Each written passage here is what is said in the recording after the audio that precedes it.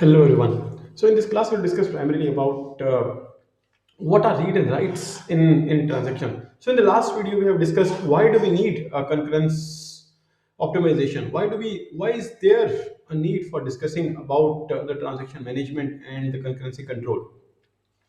In this lecture, we'll primarily discuss about what is read and write operation in transaction. So how does reads and writes happen in transaction? By understanding that, we'll get a good idea about how actually things take place inside the database when transactions are working in a concurrent fashion.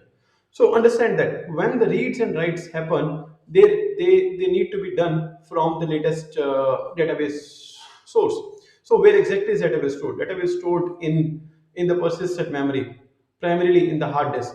So if we are reading some data item in from the database, the chances are that it is read from the disk in the form of disk blocks. So it is not that if you are reading a data item A or any value in a particular relation, we are reading that value is primarily stored in a disk block, and the entire disk block is fetched and is stored in the main memory.